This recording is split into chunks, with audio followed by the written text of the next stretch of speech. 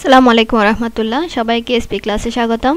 আমি আজকে তোমাদের সাথে আলোচনা করব ষষ্ঠ শ্রেণীর দ্বিতীয় অধ্যায় পূর্ণ সংখ্যার জগৎ অধ্যায়টির সংখ্যা রেখায় পূর্ণ সংখ্যার খেলা এই পাঠটি নিয়ে। এখানে আমরা একটা খেলা দেখতে পাচ্ছি। চলো আজ আমরা একটি মজার খেলা খেলি। শুরুতে সবাই দাঁড়াও। প্রথমে বাম হাত বাম দিকে প্রসারিত করতে হবে, ডান হাত ডান দিকে প্রসারিত। খেয়াল রাখতে হবে যেন তোমাদের মাথা ও পা কি থাকে, স্থির থাকে। এখন দুই হাত দুই দিকে প্রসারিত করো। মাথা সাপেক্ষে ডান দিকের হাতকে যদি ধনাত্মক বলা হয় তাহলে মাথা সাপেক্ষে বাম দিকের হাতকে কি বলা হবে? মাথা সাপেক্ষে বাম দিকের হাতকে বলা হবে ঋণাত্মক।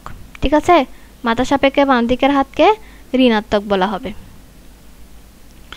ওকে, আমরা খেলাটা দেখি।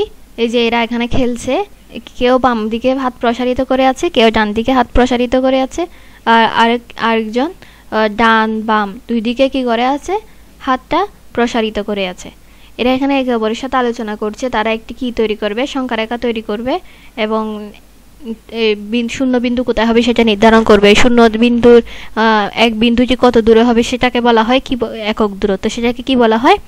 একক দূরত্ব বলা হয়। ঠিক আছে, এই যে আমরা এখানে একটি চিত্র দেখতে পাচ্ছি। এভাবে তারা সাজানোর চেষ্টা করছে।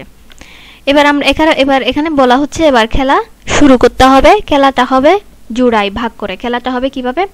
জোড়ায় ভাগ করে। প্রতি জোড়ার একজন শিক্ষার্থী তার পছন্দ মতো সংখ্যা রেখার কোন একটি ধাপে গিয়ে দাঁড়াবে। জোড়ার অন্য শিক্ষার্থী শূন্য বিন্দুতে গিয়ে দাঁড়াবে।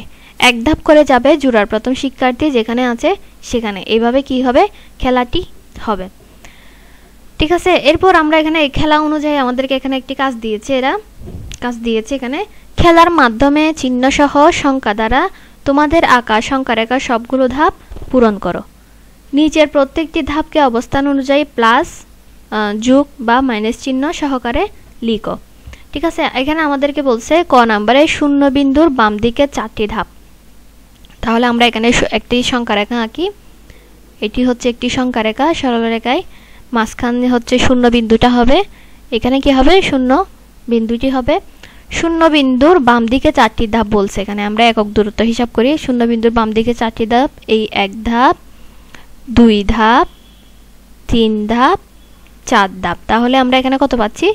মাইনাস কত? -4। শূন্য বিন্দুর বাম দিকে 4টি ধাপ -4। এরপর বলেছে এখানে শূন্য বিন্দুর ডান দিকে 7টি ধাপ। তাহলে আমরা এখানে ধাপ হিসাব করি। 1 ধাপ, 2 ধাপ, 3 ধাপ, 4 ধাপ, 5 ধাপ, 6 ধাপ, 7 ধাপ। ঠিক আছে, তাহলে আমরা কত পাচ্ছি? 1 2 3 4 5 6 7। শূন্য বিন্দুর ডান দিকে আমরা কত পাচ্ছি? +7 যেহেতু আমাদেরকে এখানে প্লাস মাইনাস চিহ্ন অনুযায়ী সহকারে লিখতে বলেছে, এই জন্য আমি এখানে প্লাস চিহ্নটি দিলাম। এরপর আমাদেরকে বলছে শূন্য বিন্দুর ডান দিকে 11টি ধাপ তৈরি করতে। শূন্য বিন্দুর ডান দিকে 11টি ধাপ তৈরি করার জন্য আমাদেরকে এটা আরো লম্বা করতে হবে। এখানে 7, 8, তারপর 9, 10। এরপর এদিকে তো জায়গা নেই, আমি এদিকে লিখলাম 10, 11। ঠিক আছে, এরপর আমরা শূন্য বিন্দুর ডান দিকে এই 11টি দিলাম। 11 ধাপ এসে আমরা 11 সংখ্যাটিকে পেলাম। ঠিক আছে, এরপর আমাদেরকে এখানে আরো একটি কাজ দিয়েছে। শূন্য বিন্দুর বাম দিকে 6টি ধাপ। শূন্য বিন্দুর বাম দিকে কয়টি ধাপ? 6টি ধাপ। তাহলে -4 কয়টি ধাপ? 1 2 3 4 6টি, 4 5 -5। তাহলে 6টি ধাপের মধ্যে আমরা কি পেলাম? -6টা পেলাম। ওকে, আশা করি বুঝতে পেরেছ। এরপরে আমরা দেখব, এরপরে আরো একটি অনুশীলনী দেখব। আমরা এখানে সংখ্যার হ্রাস ও বৃদ্ধি।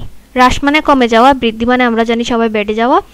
সংখ্যা রেখায় পূর্ণ সংখ্যার খেলা তোমরা এখন খেলেছো বা দেখতে পেয়েছ। শূন্যের ডান দিকের সংখ্যাগুলোকে বলা হয় ধনাত্মক আর বামের সংখ্যাগুলোকে বলা হয় ঋণাত্মক।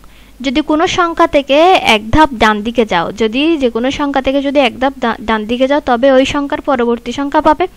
আর যদি এক ধাপ বামে যাও তাহলে কি পাবে? তার পূর্ববর্তী সংখ্যাটি তোমরা পাবে। যেহেতু আমরা এখানে আমি তোমাকে উদাহরণের সাহায্যে বুঝিয়ে দিই। এখানে আমরা একটা সংখ্যা রেখা দেখতে পাচ্ছি। এই যে সংখ্যা রেখাটি, আমরা যদি এক ধাপ বামে যাই, হ্যাঁ, আমরা যদি এই 3 সংখ্যাটির এক ধাপ ডানে যাই তাহলে তার পরবর্তী সংখ্যা পাবো। হ্যাঁ, এরপর আমি যদি তার এক ধাপ বামে যাই তাহলে আমি তার পূর্ববর্তী সংখ্যাটি খুঁজে পাবো। তাহলে এইটি হচ্ছে পরবর্তী সংখ্যা। 3 এর পরবর্তী সংখ্যা হচ্ছে 4 আর পূর্ববর্তী সংখ্যা কত? 2 পূর্ব মানে আমরা অবশ্যই জানি আগে পূর্ব মানে কি আগে আর পরবর্তী মানে হচ্ছে পরে ঠিক আছে এই অনুসারে আমরা এখন এই ছকটি আমরা কি করব পূরণ করব এখানে আমাদেরকে কয়েকটি সংখ্যা দেওয়া আছে 10 দেওয়া আছে এই 10 8 -5 3 0 -1 -2 1 10 10 ঠিক আছে এখন আমরা 10 এর পূর্ববর্তী সংখ্যাটাকে হিসাব করব 10 এর পূর্ববর্তী সংখ্যা কত 9 10 এর পূর্ববর্তী সংখ্যা কত 9 আর 10 এর পরবর্তী সংখ্যা 11 ওকে 11 এরপর 8 এর পূর্ববর্তী সংখ্যা অবশ্যই 7 যেহেতু এটি 8 এর বামে যে সংখ্যাটি তাকে পূর্ববর্তী সংখ্যা বলে আর পরবর্তী সংখ্যাটি 8 এ প্রদত্ত সংখ্যাটি কোথায় থাকবে ডানে থাকবে তাহলে সেটি কি হবে 9 হবে 7 8 9 এরপর আছে এখানে -5 -5 এর বাম দিকে কোন সংখ্যাটি আমরা দেখতে পাই বাম দিকে আমরা দেখতে পাই -6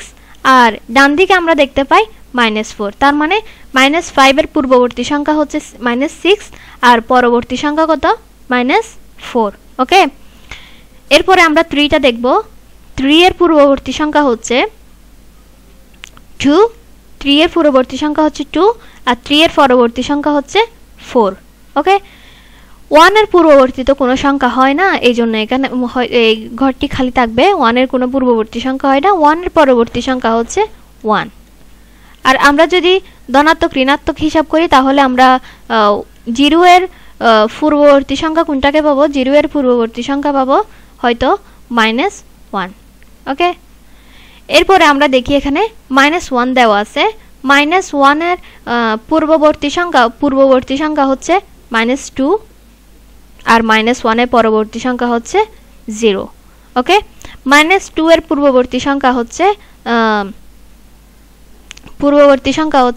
3 -2 এর পরবর্তী সংখ্যা হচ্ছে -1 তারপর আমরা এখানে আরো একটি সংখ্যা দেখতে পাচ্ছি 1 এর পূর্ববর্তী সংখ্যা হচ্ছে 0 1 এর পরবর্তী সংখ্যা হচ্ছে 2 -10 এর পূর্ববর্তী সংখ্যা হচ্ছে আমরা বামে যে সংখ্যাটি দেখতে পাবো সেটি হচ্ছে কি -11 আর পরবর্তী সংখ্যা হচ্ছে কত -9 আশা করি বুঝতে পেরেছো আমরা যদি বুঝতে পারো তাহলে অবশ্যই চ্যানেলটি সাবস্ক্রাইব করবে আর দ্বিতীয়ত হচ্ছে আমি এই আনসারটি তোমাদের জন্য এখানে আনসার শীট হিসেবে তৈরি করে রেখেছি সুন্দর করে তোমরা যদি ওইটা বুঝতে না পারো যদি তোমাদের আনসার শীটটি প্রয়োজন হয় তাহলে অবশ্যই espclass.com এ যদি তুমি গুগলে গিয়ে সার্চ করো তাহলে ওইখানে এই আনসার শীটটি ওয়েবসাইটে গেলে এই আনসার শীটটি কিভাবে পেয়ে যাবে ওকে যদি ক্লাসটি যদি বুঝতে পারো অবশ্যই চ্যানেলটি সাবস্ক্রাইব করবে আর বন্ধুদেরকে শেয়ার করবে ভিডিওটা যদি ভালো লাগে আমরা নেক্সট ক্লাসে ঋণাত্মক সংখ্যার ব্যবহার নিয়ে কি করব